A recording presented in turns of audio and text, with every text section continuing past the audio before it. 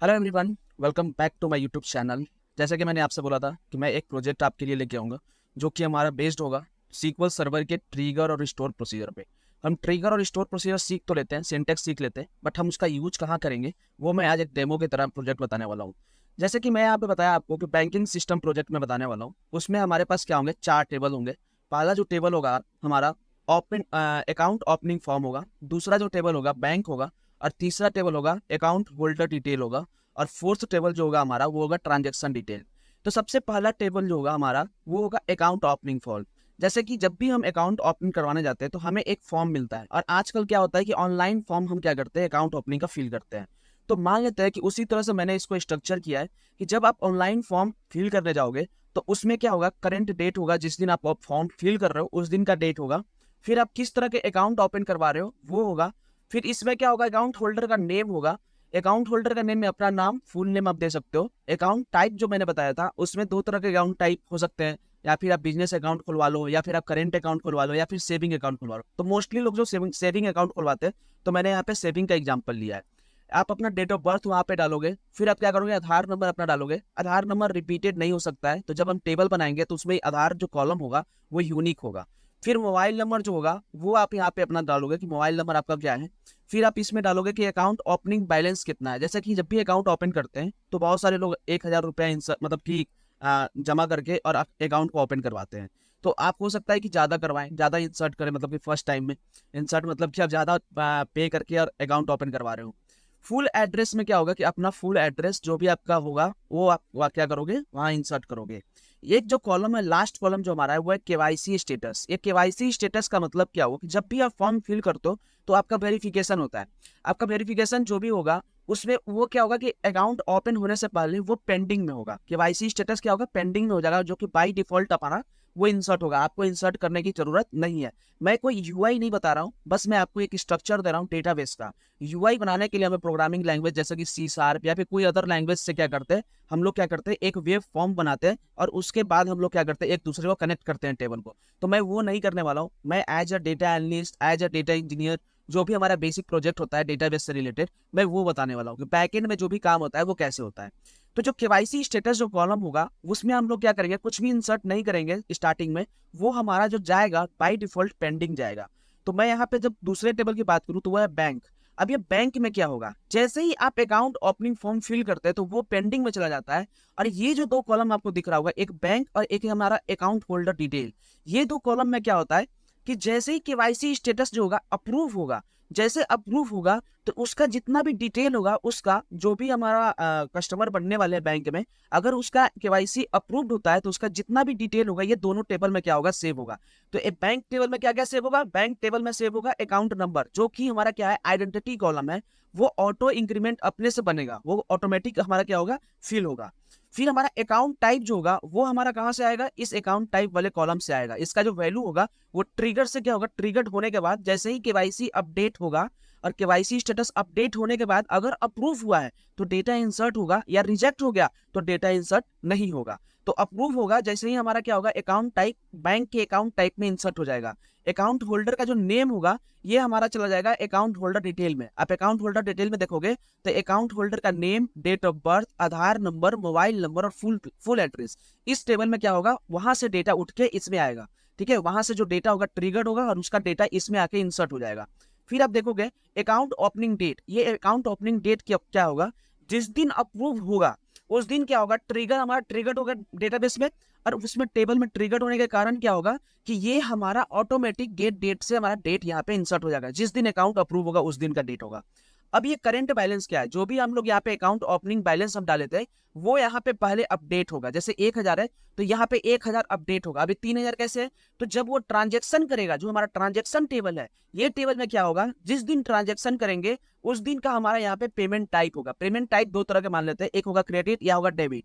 तो क्रेडिट मतलब पैसे जमा किए हैं और डेबिट मतलब पैसे निकाले हैं। तो क्रेडिट में जब देखोगे आप तो यहाँ पे क्या होगा कि 5,000 रुपया इंसर्ट किया गया है, मतलब कि जमा किया गया है। तो 1,000 और 5,000 कितना हो जाएगा, 6,000। और दूसरे लाइन में देखोगे कि डेबिट किया है 3,000, तो 3,000 क्या गया, माइनस हो गया। जैसे ही अगर पेमेंट टाइप जो होगा क्रेडिट होगा तो ऐड होगा, जो करंट रेट है, करंट बैलेंस है, उसमें क्या होगा, हमारा ऐड होगा। लेकिन जैसे ही हमारा पेमेंट टाइप जो होगा ट्रांजेक्शन टेबल का, उसमें अगर डेबिट है तो वो क्या होगा, माइनस होगा। तो एक जो ट्रिगर बनेगा हमारा ये ओपनिंग फॉर्म पे बनेगा, और दूसरा जो ट्रिगर बनेगा हमारा ट्रांजेक्शन डिटेल पे बनेगा। तो ट्रांजेक्शन डिटेल पे जो ट्रिगर बनेगा उसमें इस तरह से बनेगा, जब डेटा इंसर्ट होगा तो ये ट्रिगर क्या होगा, ऑटोमेटिक ट्रिगर होगा, और वो चेक करेगा पेमेंट टाइप को। अगर पेमेंट टाइप जो होगा वो क्रेडिट होगा तो वो हमारा क्या होगा, इंसर्ट होगा। अगर डेबिट होगा तो वो क्या होगा, माइनस होगा, मतलब जो भी करंट बैलेंस होगा उसमें माइनस हो जाएगा। उसी तरह से जो हमारे यहाँ अकाउंट ओपनिंग फॉर्म पे जो ट्रिगर बनेगा वो अपडेट ट्रिगर बनेगा। अपडेट ट्रिगर इसलिए कि डेटा तो सभी लोग, फॉर्म तो सभी लोग फिल कर सकते हैं, लेकिन जिसका केवाईसी अप्रूव होगा उसी का डेटा हमारा बैंक और अकाउंट होल्डर डिटेल में आएगा, वो हमारा एक्चुअल कस्टमर बनेंगे। तो जो केवाईसी स्टेटस अगर अपडेट होता है तो हमारा ट्रिगर क्या होगा, ट्रिगर्ड होगा, और वो चेक करेगा दो चीज, क्या वो स्टेटस अप्रूव हुआ है या वो स्टेटस हमारा रिजेक्ट हुआ है। अगर अप्रूव हुआ है तो क्या करेगा, वो बैलेंस ये बैंक और अकाउंट होल्डर डिटेल में डेटा इंसर्ट करेगा। अगर रिजेक्ट हो गया तो वो कुछ भी इंसर्ट नहीं करेगा। तो आइए मैं आपको स्क्रिप्ट दिखाता हूँ। मैं सारा स्क्रिप्ट लिख के रखा हूँ और मैं 1 बाय 1 आपको एक्सप्लेन करता चलूंगा कि आप कैसे इस बैंकिंग सिस्टम के प्रोजेक्ट को बना सकते हो। सबसे पहले बैंकिंग सिस्टम के प्रोजेक्ट बनाने के लिए आपको क्या करना पड़ेगा, डेटाबेस क्रिएट करना पड़ेगा।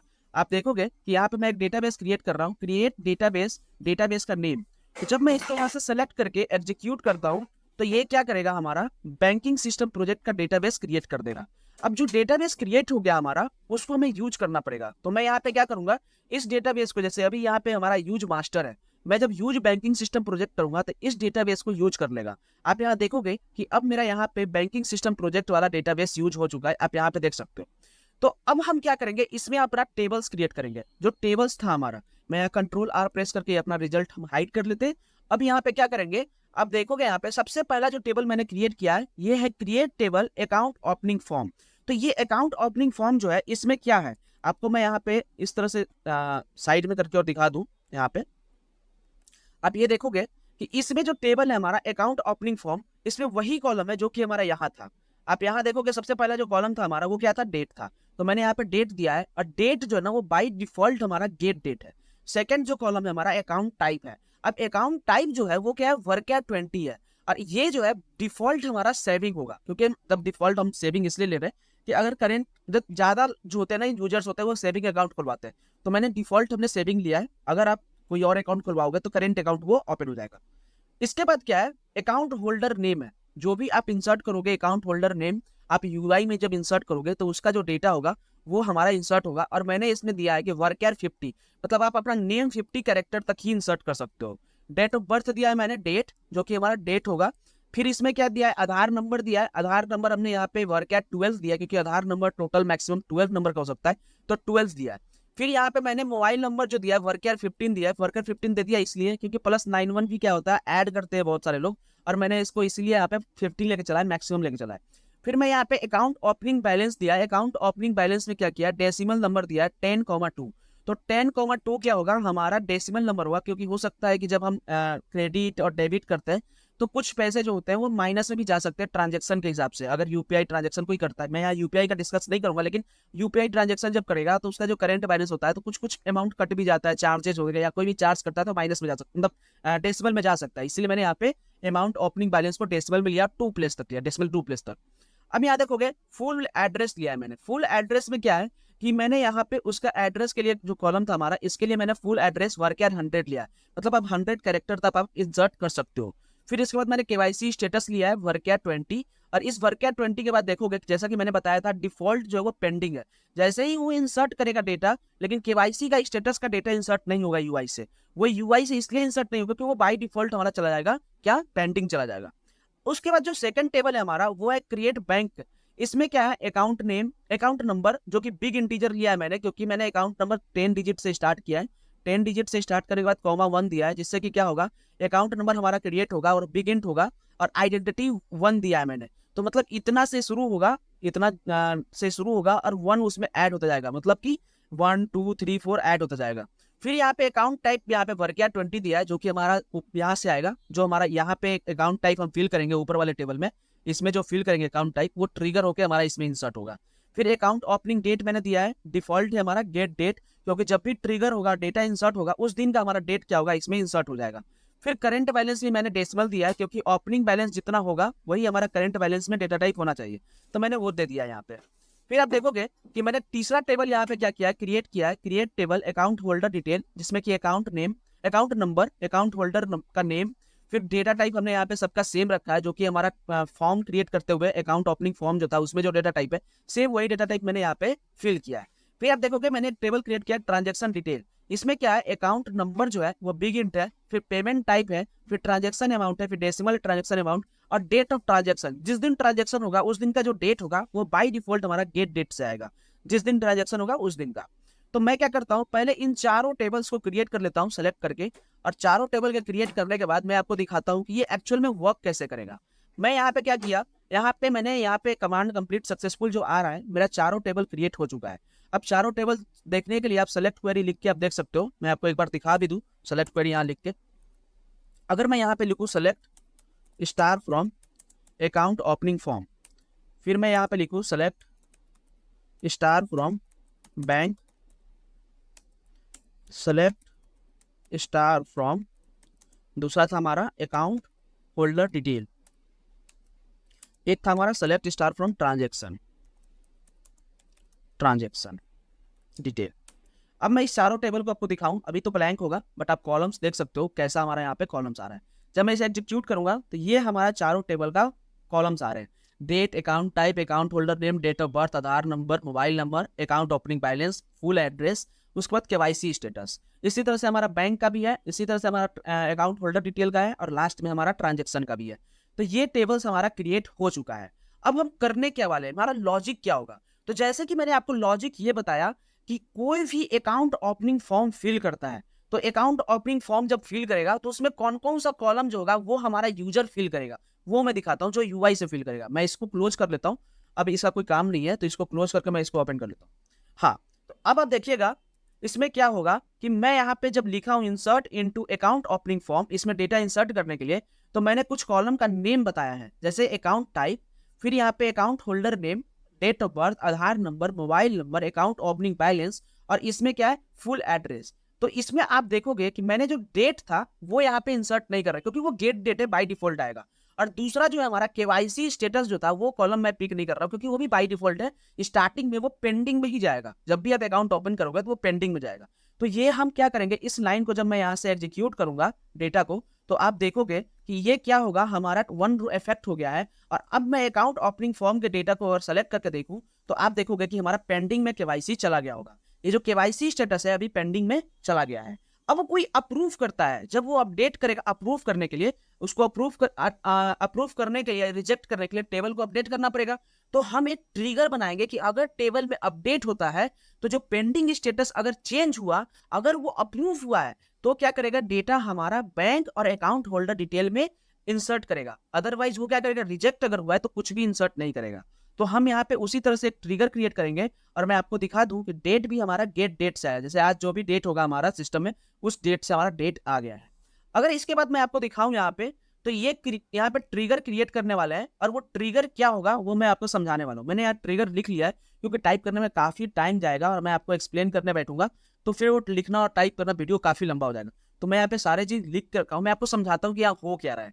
अब मैं यहाँ पे क्या करता हूँ कि मैंने यहाँ पे एक सिंटेक्स लिखा ट्रिगर क्रिएट करने का, क्रिएट ट्रिगर, ट्रिगर का नेम हमेशा आप dbo.trigger नेम लिखे। फिर यहाँ पे क्या होगा, या फिर आपका पास अगर कोई स्कीमा है तो उस स्कीमा नेम और डॉट ट्रिगर का नाम दे सकते हैं। मेरे पास कोई स्कीमा नहीं है तो डिफॉल्ट हम ले रहे तो dbo लेंगे, और हम यहाँ बताएंगे कि ऑन अकाउंट ओपनिंग फॉर्म, जिस टेबल पे आप ट्रिगर बनाना चाहते हैं, मतलब हम अकाउंट ओपनिंग फॉर्म पे बनाना चाहते हैं कि उस टेबल पे अगर कोई भी चेंज होता है तो हम क्या करेंगे, ट्रिगर को ट्रिगर करेंगे। तो हम यहाँ लिखते हैं आफ्टर अपडेट। मैंने इंसर्ट पे नहीं बनाया और ना मैंने डिलीट पे बनाया, मैंने बस इस पे बनाया कि हाँ मेरा जो ट्रिगर हो वो अपडेट पे हो। जब ये ट्रिगर अपडेट होगा, मतलब जो ये टेबल होगा वो अपडेट होगा, तो ये ट्रिगर क्या होगा, ऑटोमेटिक हमारा क्या करेगा, डेटा को इंसर्ट करेगा हमारा बैंक और अकाउंट होल्डर डिटेल में। तो इसमें हम क्या किए, एज लिख के बहुत सिंपल मैंने यहाँ पे क्या किया, डिक्लेयर किया है। हम पैरामीटर्स को डिक्लेयर कर रहे हैं क्योंकि हम जब भी हम कोई भी चीज अपडेट करते हैं तो एक हमारा टेबल बनता है इंसर्टेड, एक टेबल बनता है हमारा डिलीटेड। तो मैं यहाँ पे क्या कर रहा हूँ, इंसर्टेड टेबल के लिए जो भी डेटा आएगा, इंसर्टेड टेबल में जो डेटा आएगा वो डेटा को हम क्या करेंगे, पिक करेंगे। इसीलिए हम क्या कर रहे हैं, उसके जो डेटा, उसके जो वैल्यू होंगे, उन सभी को हम लोग इस पैरामीटर में सेव करेंगे। तो मैंने यहाँ पे पैरामीटर बना लिया है, जैसे कि स्टेटस, जो भी स्टेटस होगा, सबसे पहले केवाईसी स्टेटस को मैं क्या करूंगा, केवाईसी स्टेटस को स्टेटस वाले हम वेरिएबल में क्या करेंगे, सेव करेंगे, और चेक करने का काम आएगा ये कि ये अप्रूव हुआ है कि नहीं। फिर उसके बाद अकाउंट टाइप जो होगा वो, फिर हम यहाँ पे अकाउंट होल्डर का नेम, फिर यहाँ पे bank of date of birth, फिर Aadhaar number, mobile number, account opening balance और फुल एड्रेस। ये हम पैरामीटर यहाँ पे क्रिएट कर लिया, और क्यों किया है वो मैं आगे दिखाता हूँ आपको। आप यहाँ देखोगे कि मैंने एक क्वेरी लिखा है, सेलेक्ट क्वेरी, और इस सेलेक्ट क्वेरी में मैंने इस तरह से लिखा है कि status equal to KYC status. अब ये केवाईसी स्टेटस आ कहां से रहा है, सबसे बड़ी बात यही है कि केवाईसी स्टेटस आएगा कहां से। तो आप देखोगे कि फ्रॉम इंसर्टेड टेबल, तो जो कभी ट्रिगर नहीं पढ़े हैं तो उनको ये लगेगा कि ये इंसर्टेड टेबल तो आपने बनाया ही नहीं, तो ये इंसर्टेड टेबल से डेटा कैसे आ रहा है। तो मेरे भाई, जब आप क्या होगा कि जब भी आप ट्रिगर क्रिएट करते हो, तो ट्रिगर जब क्रिएट होता है तो दो वर्चुअल टेबल हमारा ट्रिगर होने पे आता है, एक आता है इंसर्टेड, एक आता है डिलीटेड। तो जो डिलीटेड टेबल होगा और इंसर्टेड टेबल होगा, वो हमारा डीएमएल कमांड जो इंसर्ट, अपडेट और डिलीट है, उसके स्पेसिफिक हुआ आता है। जैसे कि अगर आप इंसर्टेड पे बनाते हैं, तो मतलब इंसर्ट पे अगर ट्रिगर बनाते हैं, तो जब आप कोई भी डेटा इंसर्ट करते हैं तो आपका बस इंसर्टेड टेबल जो बनेगा उसमें डेटा आएगा, डिलीटेड वाले में नहीं आएगा, क्योंकि कोई चीज डिलीट नहीं हो रहा है। फिर अगर आप डिलीट करते हैं तो इंसर्टेड वाले में कोई भी डेटा नहीं आएगा, आपके डिलीटेड वाले में डेटा आएगा। उसी तरह से सेम, जब आप कोई भी टेबल पे अपडेट लगाते हो और ट्रिगर है अपडेट पे, तो उसमें दोनों टेबल में डेटा आता है। तो कैसे आएगा दोनों टेबल में, जैसे कोई भी चेंज किया तो वो इंसर्टेड वाले में जाएगा। अगर हम उसमें चेंज कर रहे हैं तो प्रीवियस में तो कोई डेटा होगा, वो डिलीट हो रहा होगा, तो वो डिलीटेड वाले में जाएगा। तो इसीलिए आपको याद रखना है कि डिलीटेड और इंसर्टेड दो ट्रिगर होता है सीक्वल में हमारा। वो सीक्वल में टेबल्स होते हैं, वर्चुअल टेबल, वहीं से हम क्या कर रहे हैं, ये लाइन पिक कर रहे हैं। और ये लाइन कुछ नहीं है, जो भी हम इस रो को इंसर्ट किया था ना, इस रो को इंसर्ट किए थे, तो इसी के वैल्यू को हम क्या कर रहे हैं, सेव कर रहे हैं एज ए पैरामीटर। तो हमारा बैंक अकाउंट टाइप में जब सेविंग चला जाएगा, अकाउंट होल्डर नेम में कन्हैया चला जाएगा, डेट ऑफ बर्थ जो भी है वो डाल दिया यहाँ पे, एड्रेस है यहाँ पे, ये आधार नंबर होगा वो भी इंसर्ट हो जाएगा, फिर मोबाइल नंबर भी होगा वो भी हमारा पैरामीटर में सेव हो जाएगा। फिर उसी तरह से करंट बैलेंस बताओ, ओपनिंग बैलेंस जो होगा वो हमारा क्या होगा, सेव हो जाएगा। और ये लास्ट में जो है वो फुल एड्रेस, ये फुल एड्रेस भी क्या होगा, हमारा सेव हो जाएगा पैरामीटर में। और ये पैरामीटर में सेव क्यों कर रहा हूं मैं, ये तरीका है पैरामीटर में सेव करने का सिंगल क्वेरी से। आप चाहो तो सेट बार बार लिख के भी सेव कर सकते हो, सेट @स्टेटस आप लिखोगे वहां, सेलेक्ट केवाईसी फ्रॉम इंसर्टेड, फिर लिखोगे set account type equal to select account type from inserted, ऐसे। तो ऐसे ना करके मैं एक ही क्वेरी में सारे पैरामीटर को यहाँ पे क्या कर रहा हूँ, सेव कर रहा हूँ, पैरामीटर के वैल्यू को सेव कर रहा हूँ। इस तरह से हम पैरामीटर का वैल्यू सेव कर रहे हैं। इसके बाद मैं यहाँ पे कंडीशन दिया हूँ। ये कंडीशन क्या है कि if @status equal to approve, अगर ये अप्रूव हुआ है तभी ये क्या करेगा, बिगिन करेगा। और बिगिन करने के बाद क्या करेगा, इंसर्ट करेगा दोनों टेबल में हमारा डेटा। दोनों टेबल मतलब हमारा बैंक में भी इंसर्ट करेगा, अकाउंट होल्डर डिटेल में भी इंसर्ट करेगा। तो आप देखोगे कि बैंक में क्या है, हमारा एक कॉलम है अकाउंट टाइप और दूसरा जो कॉलम है वो है करंट बैलेंस। ये दोनों कॉलम में क्या होगा, डेटा जाएगा। हमारे पास 4 कॉलम था, अगर मैं दिखाऊं आपको तो बैंक वाले में हमारा 4 कॉलम था, लेकिन ये जो 4 कॉलम है मेरे भाई, इसमें 2 कॉलम जो होगा वो डिफॉल्ट होगा। पहला जो होगा हमारा अकाउंट नंबर, ये हमारा आइडेंटिटी से आएगा, और ये जो कॉलम है हमारा अकाउंट ओपनिंग डेट, ये गेट डेट से आएगा। जिस दिन वो ट्रिगर इंसर्ट होगा, ट्रिगर होगा, उस दिन का डेट आएगा। तो हम बस 2 कॉलम पे डिपेंड होंगे, अकाउंट टाइप और करंट बैलेंस पे। तो मैंने यहाँ पे क्या किया, अकाउंट टाइप वाले पैरामीटर को यहाँ पे दिया है, और यहाँ पे मैंने account holder, account opening balance के पैरामीटर को यहाँ फिल किया है, जो कि हमारा यहाँ पे इन दोनों में डेटा इंसर्ट करेगा। सेम उसी तरह से अकाउंट होल्डर डिटेल में account holder name, date of birth, Aadhaar number, mobile number, full address में डेटा इंसर्ट होगा पैरामीटर से। और मैंने इफ कंडीशन को, ये जो इफ कंडीशन है, इसको यहाँ पे एंड किया है। और इसके बाद मैं क्या करता हूँ, इस ट्रिगर को क्रिएट करता हूँ। मैं यहाँ से सेलेक्ट करूंगा और यहाँ तक सेलेक्ट करने के बाद क्रिएट तक, यहाँ तक मैं इसको एग्जीक्यूट करूंगा। तो आप देखोगे create complete command complete successful आ गया है। इसका मतलब जो हमारा ट्रिगर है वो हमारा क्या हो गया, क्रिएट हो गया है। तो अब ट्रिगर क्रिएट हो गया है, तो अब हम चलते हैं अपने ट्रायल पे। अब हम ट्रायल करते हैं। जैसे कि मैंने बताया कि मैं अगर कोई भी चीज अपडेट करूंगा तो हमारा क्या होगा, टेबल में डेटा इंसर्ट होगा बैंक और ट्रांजेक्शन, ये अकाउंट होल्डर डिटेल में। तो मैं यहाँ पे एक अपडेट कमांड लिखा हूँ यहाँ पे ट्रायल करने के लिए, और मैंने यहाँ दिया है अकाउंट ओपनिंग डेट। यहाँ पे बोला क्या है, केवाईसी स्टेटस को अप्रूव करो। किसके लिए, जरूरी तो नहीं हम अगर अप्रूव लगा देते हैं तो बहुत सारे हमारे जो होंगे रिजेक्टेड वाले भी होंगे डेटाबेस में सेव टेबल में डेटा होंगे, वो भी अप्रूव हो जाएगा। तो इसीलिए हमेशा क्या करना पड़ेगा, वेयर कंडीशन में बताना पड़ेगा कि अकाउंट नंबर क्या है उसका। तो जब भी आप अकाउंट ओपनिंग फॉर्म फिल करते हैं तो उसमें आपका अकाउंट नंबर आपका जनरेट होता होगा। जैसे कि जनरेट होने के लिए मैं अगर आपको दिखाऊं तो अकाउंट नंबर, यहाँ पे अकाउंट नंबर के लिए आप देखोगे कि इसमें क्या हुआ होगा, ये अकाउंट नंबर जो होगा वो कहाँ से, अकाउंट नंबर नहीं सॉरी आधार नंबर, इसमें क्या होगा आधार नंबर आएगा, जो कि हमारा क्या होगा वेयर क्लोज में आधार नंबर, मतलब आधार नंबर जो था वो यूनिक था। तो यहाँ पे क्या होगा आधार नंबर के अकॉर्डिंग क्या होगा वो स्टेटस अप्रूव होगा। तो इसमें मैं क्या करता हूँ, इसको मैं यहाँ से सेलेक्ट करके जब एग्जीक्यूट करूंगा तो ये जो होगा अकाउंट ओपनिंग फॉर्म ये हमारा क्रिएट हो जाएगा।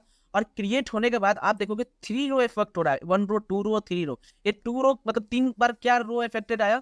पहला तो ये डेटा इंसर्ट हुआ, मतलब जो अप्रूव हुआ है उसको चेंज किया वो आया। तो मैं अगर आपको बैंक वाले टेबल में दिखाऊं अभी तक कोई डेटा नहीं था, लेकिन जैसे मैंने इसको अपडेट किया टेबल को तो आप देखोगे कि जो बैंक टेबल था उसमें भी डेटा इंसर्ट हो गया है, अकाउंट नंबर अपने आप ट्रिगर हो मतलब इंसर्टेड है, आइडेंटिटी इंसर्ट से आ गया है। और इसमें जो करंट बैलेंस है वो 1000 भी आ गया, क्योंकि 1000 हमने क्या किया था यहाँ पे अकाउंट ओपनिंग करते समय हमने यहाँ पे इंसर्ट किया था। आप देखोगे कि अकाउंट ओपनिंग करते समय जो मैंने डेटा इंसर्ट किया था इसमें जो करंट बैलेंस था वो हमारा ओपनिंग बैलेंस 1000 था, इसीलिए करंट बैलेंस जो था वो 1000 आ गया है।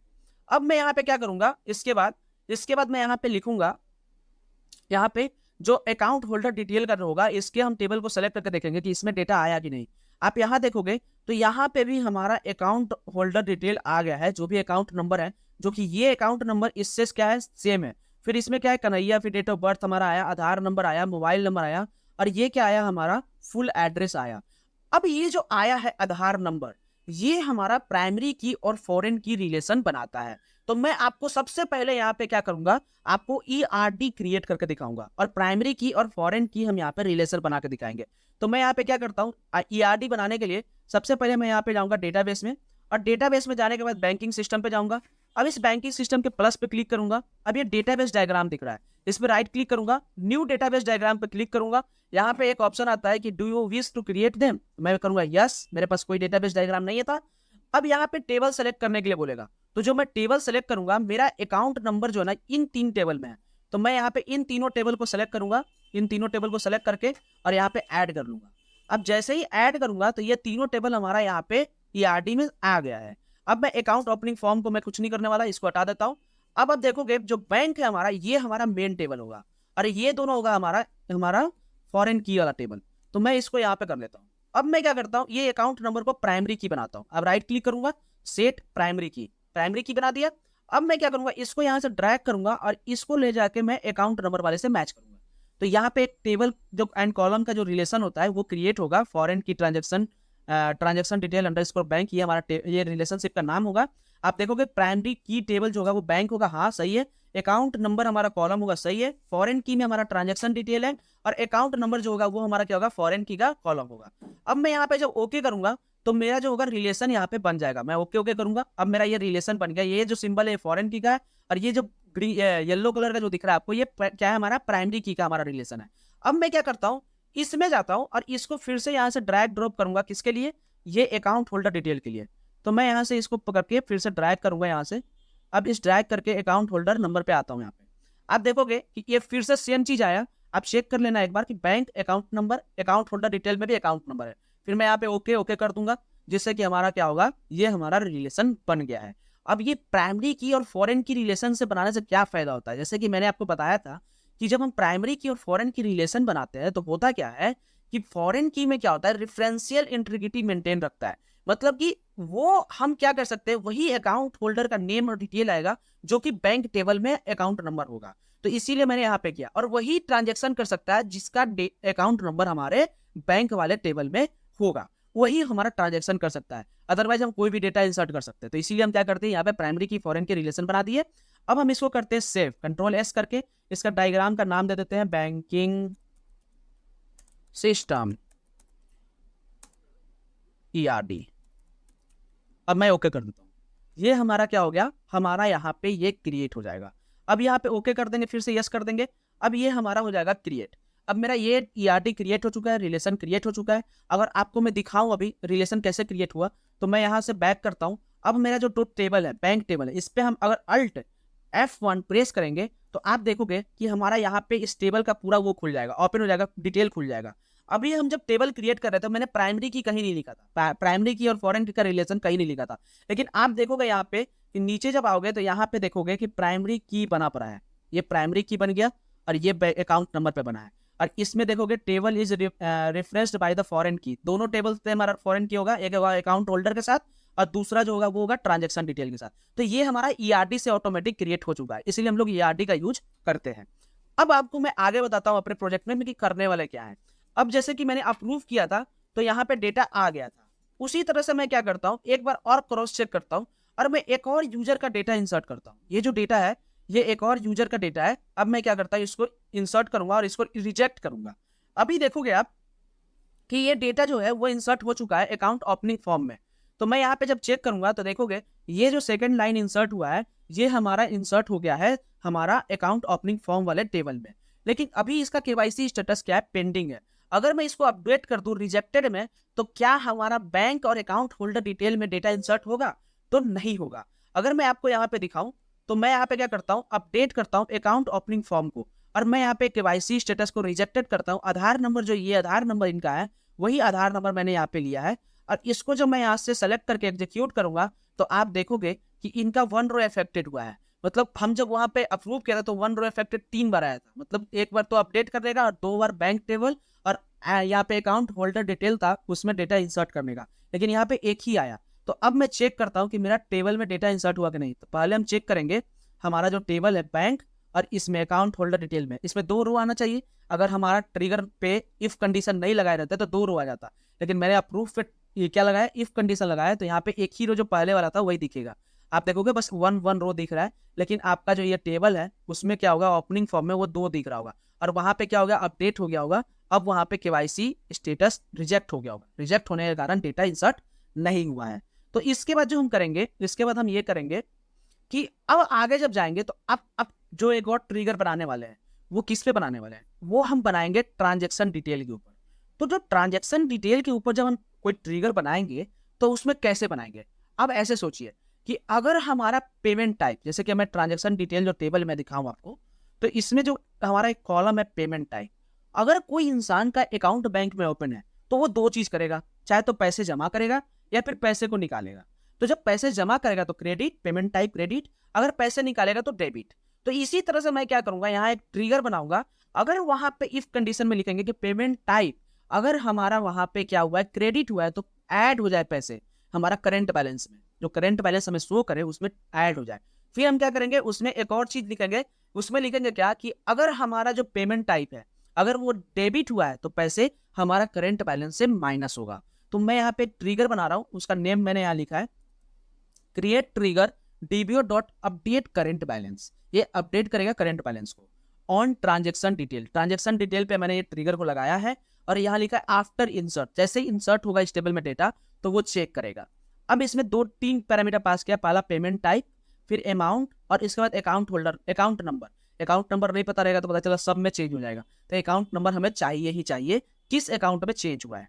तो हम यहाँ क्या करेंगे, यहाँ पे लिखेंगे सेलेक्ट, फिर वही तरीका मैंने यूज किया है इंसर्टेड टेबल का यूज किया क्योंकि मैंने डेटा इंसर्ट करने के लिए यहाँ पे ट्रिगर बनाया है। तो पेमेंट टाइप हमारा पेमेंट टाइप हो गया, हमारा @ अमाउंट में ट्रांजेक्शन अमाउंट चला जाएगा, फिर हमारा @ अकाउंट नंबर में अकाउंट नंबर सेव हो जाएगा। फिर हम आगे अपना कंडीशन लिखेंगे जो कि होगा if @ payment type equal to credit, तो हम बिगिन करेंगे और हम अपडेट करेंगे बैंक वाले टेबल में।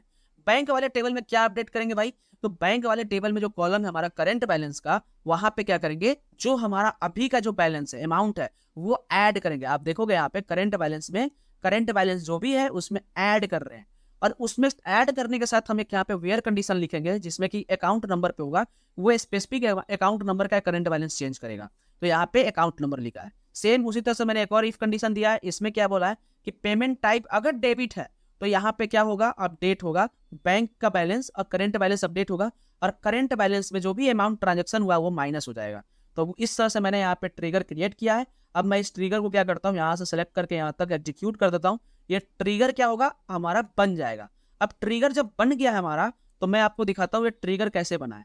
अब मैं यहाँ पे क्या कर रहा हूँ, अभी मेरे पास ट्रांजेक्शन डिटेल में कोई भी डेटा नहीं है, अब देखिएगा कोई डेटा नहीं है। अब मैं क्या कर रहा हूँ कि ये जो हमारा एक हमारा यूजर है जो कि अप्रूव वाला, जैसे कि अभी हम ये जो टेबल था हमारा ओपनिंग फॉर्म में देखे थे कि अप्रूव हुआ था, और बैंक जो था इस बैंक वाले टेबल में देखिएगा कि एक ही यूजर है हमारा, तो यही ट्रांजेक्शन कर सकता है सिर्फ। अगर मैं दिखाऊं आपको तो यही ट्रांजेक्शन सिर्फ क्या कर सकता है, कर सकता है। अगर मैं इसके अलावा कोई और यहाँ पे क्या करूँ, ट्रांजेक्शन करवाऊँ, इससे वन से अगर ट्रांजेक्शन करवाऊँ, इंसर्ट करने की कोशिश करूँ, तो ये इंसर्ट नहीं होगा प्राइमरी की और फॉरेन की रिलेशन के कारण। आप देखोगे यहाँ पे क्या होगा, the insert statement conflict with the foreign की कंस्ट्रेंट, ये हमारा फॉरेन की कंस्ट्रेंट के कारण क्या होता है, ये इंसर्ट नहीं होता है, क्योंकि ये डेटा इंटीग्रिटी मेंटेन नहीं कर पाएगा। इसीलिए मैंने यहाँ पे फॉरेन की रिलेशन लगाया था। अब मैं यहाँ पे क्या करता हूँ, इसको 1 को यहाँ से हटा के 0 लगा देता हूँ, क्योंकि हमारा जो बैंक टेबल था इसमें यही अकाउंट नंबर सिर्फ हमारे पास है। अब देखोगे यहाँ पे अकाउंट नंबर एक ही है, तो यही है। तो अब जैसे ही हम इसमें इंसर्ट करेंगे डेटा, इसको इंसर्ट करेंगे, और यहाँ देखिएगा अकाउंट ये जो है पेमेंट टाइप जो क्रेडिट है, तो करेंट बैलेंस अगर आप देखिएगा यहाँ पे 1000 है। तो जैसे ही हम इसको इंसर्ट करेंगे तो इस टेबल में तो डेटा आएगा ही ट्रांजेक्शन टेबल में। आप ट्रांजेक्शन टेबल में देखेंगे जाके तो हमारा डेटा मिलेगा आपको। यहाँ पे 5000 रुपया इंसर्ट हुआ है, क्रेडिट हुआ है, सॉरी। तो 5000 और 1000 पहले से था ओपनिंग करते वक्त, तो मतलब कितना हो जाना चाहिए, 6000। तो मैं अगर अब यहाँ पे सेलेक्ट करके दिखाऊं, सेलेक्ट स्टार फ्रॉम बैंक, तो आप देखोगे कि यहाँ पे क्या होगा, 6000 रुपया करेंट बैलेंस आपको मिलेगा। सेम उसी तरह से हम क्या करेंगे, नीचे आएंगे और हम यहाँ पे एक और लाइन इंसर्ट करेंगे, और वो जो होगा वो डेबिट होगा। अब डेबिट हम 3000 रुपया कर रहे हैं, तो जैसे ही हम यहाँ पे एग्जीक्यूट करेंगे तो यहाँ पे 1 रो अफेक्टेड, 1 रो अफेक्टेड। अब क्या होगा, 6000 मेरे पास था तो डेबिट हुआ तो 3000 माइनस हो जाएगा। तो अब देखोगे कि ट्रांजेक्शन डिटेल में 2 रो हो गया होगा, एक हमारा डेबिट वाला और एक क्रेडिट वाला, और दोनों का डेट हमारा मिल चुका है। ये दोनों का डेट है। आप चाहो तो टाइम भी सेव कर सकते हो, बस डेटा टाइप चेंज कर देना, डेट टाइम कर देना, तो वो टाइम भी आपका सेव हो जाएगा। अब मैं यहाँ पे क्या करता हूँ, बैंक वाले में जाकर चेक करूंगा कि मेरा करंट बैलेंस कितना है। तो बैंक में जाकर जब चेक करेंगे तो करंट बैलेंस जो होगा हमारा, वो हमारा होगा 30,000, सॉरी 3000 रुपये यहाँ पे करंट बैलेंस होगा, क्योंकि 6000 में 3000 माइनस हो गया है। अभी इसी तरह से जब जाओगे आप, तो इसमें मैंने यहाँ पे हम यहाँ पे क्या करने वाले हैं, एक हम स्टोर प्रोसीजर क्रिएट करने वाले हैं। ट्रिगर का काम खत्म हो चुका है, दोनों टेबल पे मैंने ट्रिगर क्रिएट कर लिया है। अब जो मैं क्रिएट करने वाला हूँ वो स्टोर प्रोसीजर है। और स्टोर प्रोसीजर क्रिएट करने के लिए मैंने क्या किया है, एक यहाँ पे क्वेरी लिखा है। इस क्वेरी के अकॉर्डिंग मैं क्या करूंगा, यहाँ पे स्टोर प्रोसीजर क्रिएट करूंगा। होता क्या है कि हम बैंक में जाते हैं अपने पासबुक अपडेट करवाने के लिए, और हम कहते हैं क्या, लास्ट 30 दिन का हमको पे स्टेट, मतलब कि जो भी हमारा क्या है अकाउंट स्टेटमेंट या फिर पेमेंट स्टेटमेंट चाहिए, तो हमको चाहिए 30 दिन का, 1 मंथ का चाहिए, 2 मंथ का चाहिए। हम जाके बोलते हैं हमको 2 मंथ का चाहिए। तो जब हम यहाँ पे क्या करेंगे, सेलेक्ट स्टेटमेंट हम लगाएंगे ट्रांजेक्शन पे, क्योंकि ट्रांजेक्शन में ही हमारा क्या होगा, ट्रांजेक्शन डिटेल हमारा सेव होता है। तो हम यहाँ पे क्या करेंगे, ट्रांजेक्शन टेबल पे सेलेक्ट स्टेटमेंट लगाएं, और वहां पे हम लिखेंगे date of transaction is greater equal to, और इस फंक्शन का हम यूज करेंगे। ये फंक्शन क्या है, इसको मैं आपको एक्सप्लेन करता हूँ। डेट एड फंक्शन में मैंने दिया है क्या, एक पैरामीटर दिया है इसका मंथ, जो कि मंथ हमारा क्या करेगा, ऐड करेगा। और ऐड नहीं, यहाँ पे -1 लगा दिए तो एक्चुअली वो सब्ट्रैक्ट करेगा। तो हम क्या करेंगे, जैसे कि अभी करंट जो मंथ होगा हमारा, आज का जो मंथ है, जैसे कि अभी जो डेट है वो हमारा 25/5 है, मतलब कि मई है। हम चाहते क्या है कि अप्रैल से 25 अप्रैल से अभी तक जितना भी हमारा ट्रांजेक्शन हुआ है उसका डेटा हमें मिले। तो हम क्या किए, यहाँ पे डेट ऐड लिख के मंथ लिखे और -1 कर दिए, मतलब 5 में एक माइनस हो जाएगा, क्योंकि यहाँ पे क्या है ऐड कर रहे हैं। तो -1 करेंगे तो क्या होगा, 5 में -1 मतलब 4, मतलब अप्रैल में चले जाएंगे। तो आपको यहाँ पे जो डेट ऐड होने के बाद जो डेट मिलेगा आपको, वो क्या मिलेगा, अप्रैल तक का मिलेगा। आप देखोगे यहाँ पे डेट ऐड में क्या मिल रहा है, अप्रैल तक का डेट मिल रहा है।